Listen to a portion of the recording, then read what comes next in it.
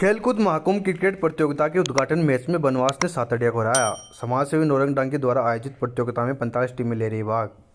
सूरजगढ़ विधानसभा खेलकूद महाकुंभ की क्रिकेट प्रतियोगिता का उद्घाटन मैच बनवास ने जीत लिया।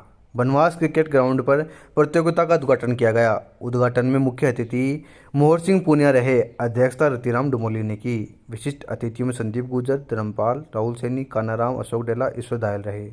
प्रतियोगिता के संयोजक नौरंग डांगी ने दोनों टीमों के कप्तानों के बीच टॉस करवाकर प्रतियोगिता का विधिवत रूप से उद्घाटन करवाया और कहा कि सूरजगढ़ विधानसभा में कबड्डी और वॉलीबॉल की 6 टीमें चयनित हो चुकी है। अब क्रिकेट की प्रतियोगिता शुरू हुई है। इससे पहले पंचायत समिति सिंघाना की टीमों को मैच कराए जाएंगे।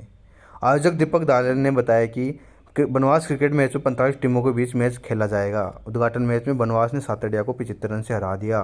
खेलकूद महाकुंभ सूरजगढ़ विधानसभा क्षेत्र के लिए जो हमने एक मुहिम चला रखी थी खेलों की, उसमें क्रिकेट का अंतिम चरण का मैच यहाँ पे उद्घाटन हो चुका है। सिंघाना और बनवास के ग्राउंड के ऊपर हो चुका है। यहाँ से 2 टीमें छटेंगी। इसके बाद में सभी तीनों फॉर्मेट की कबड्डी, वॉलीबॉल और क्रिकेट तीनों की 2-2 टीमें छट चुकी होंगी।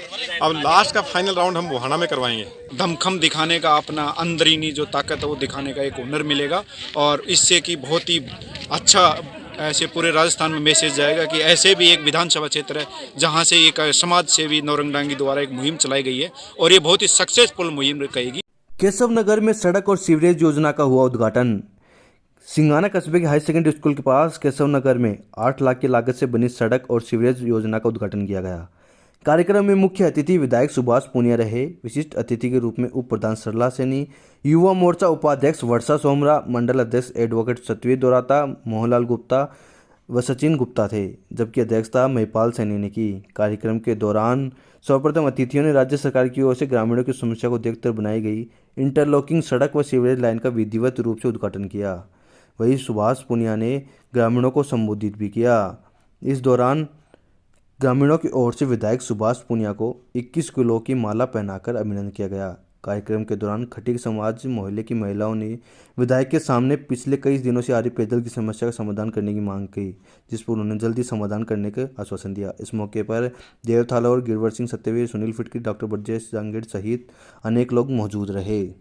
पीड़ा भी पहुंची होगी तो उसके लिए भी हमें कहीं झिझक नहीं खाते, उसके लिए भी हम क्षमा याचना करते हैं, क्योंकि कई तरह की समस्याएं क्षेत्र में होती हैं और जब सत्ता में नहीं रहता है आपका जनप्रतिनिधि तो किन किन परिस्थितियों का सामना करना पड़ता है ये आप सब जानते हैं।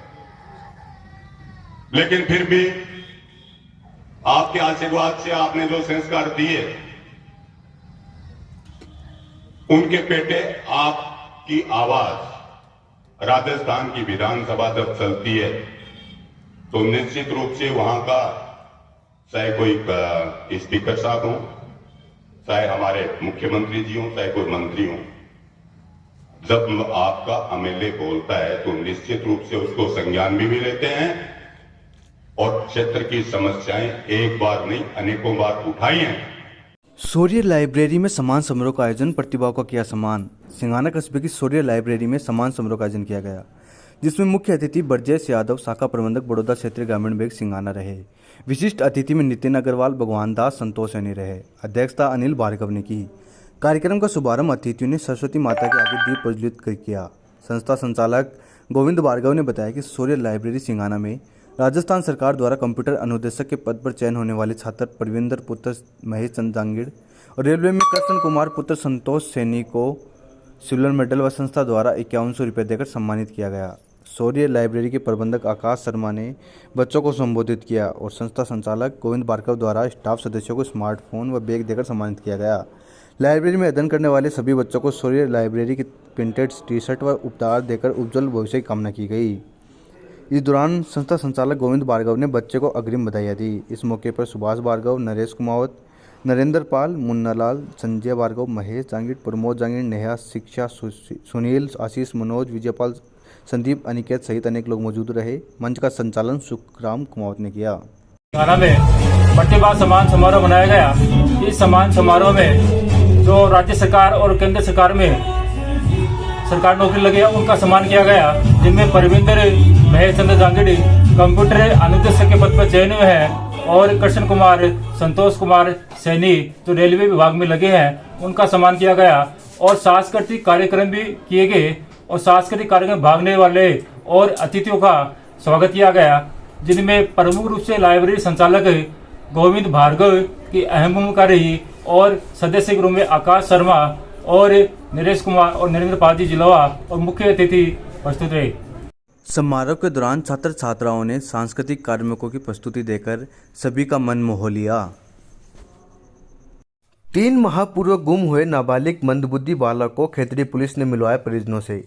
3 माह पूर्व नेपाली नाबालिग मंदबुद्धि युवक के गुम होने जाने की तलाश में दर दर भटक रहे परिजनों से खेतड़ी पुलिस ने मिलवाया। सीआई विनोद साकला ने बताया कि नेपाल का एक मंदबुद्धि बालक खेतड़ी आ गया, जिसके परिजनों से मिलवाया गया। सीआई ने बताया कि 3 माह पूर्व नवराज पुत्र नरदेव दोराता चांदनी जिला कंचनपुर नेपाल निवासी नाबालिग युवक बहन मईगिरी व जीजा रमेश दिल्ली के उत्तम नगर के एक सरकारी स्कूल की सफाई का कार्य करते हैं। उसका जीजा रमेश अपनी बहन की शादी में नेपाल आया हुआ था। नवराज उसके साथ ही नेपाल से 12 दिसंबर को दिल्ली आ गया था। नवराज व महागिरी की मौसी भी दिल्ली में रहती है। नवराज उससे मिलने लिए पैदल गया तो वापस लौट नहीं सका, जिसके बाद वह गुम हो गया। जिसके बाद सीआई विनोद साकला को नाबालिग युवक ट्रक व बस से सवार होकर खेतड़ी की तरफ आ गया, जहां पर एक होटल में मिला। होटल संचालक ने पुलिस को सूचना दी और पुलिस ने परिजनों से मिलाया। बच्चा है जो मंदबुद्धि भी है, साथ ही साथ कम पढ़ा लिखा है, 8वीं क्लास तक पढ़ा लिखा है, जो कि नेपाल का रहने वाला है। नेपाल में कोई जगह है तो वहाँ से वो अपनी बहन जो दिल्ली में रहती है और उसकी एक मासी रहती है दिल्ली में, तो वो वहाँ आया हुआ था।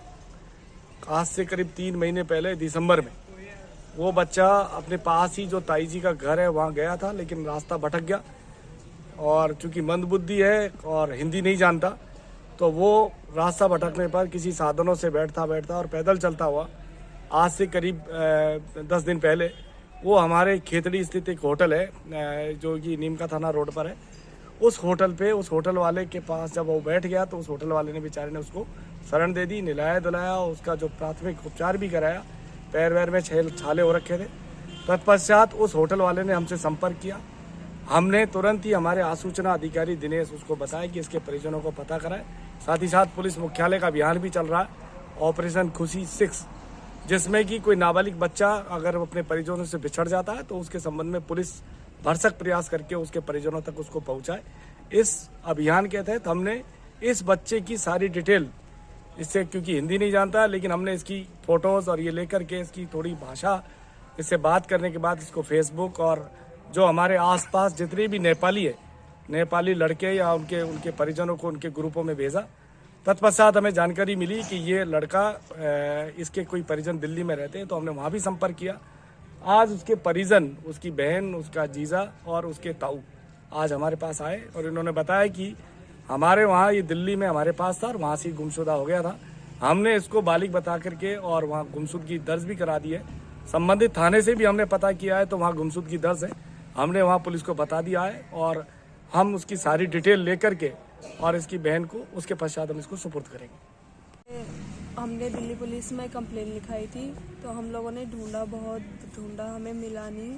हम लोगों पे फेसबुक पे दिखा था कि खेतड़ी जगह पे, झुंझुना जगह पे कि ये है, किसी होटल में है। होटल वालों ने इसकी पूछताछ करने पर उन्होंने पुलिस थाने में गए, उन्होंने बताया कि ये इंसान कोई है, नेपाल से है, और इसको पूछने पर बताया इसने कि दीदी भी है। तो उसके बाद हमें फेसबुक से जानकारी मिली थी। उसके बाद पुलिस वालों को कॉल करके हम लोग यहाँ पहुँचे। कितने दिनों बाद मिला है सर? हमें 2 दिन पहले खबर आई थी। नहीं, गायब कब हुआ था? 3 महीने हो गए। 18 तारीख को 3 महीने पूरे हो जाएंगे। दिसंबर के 18 तारीख को खोया था।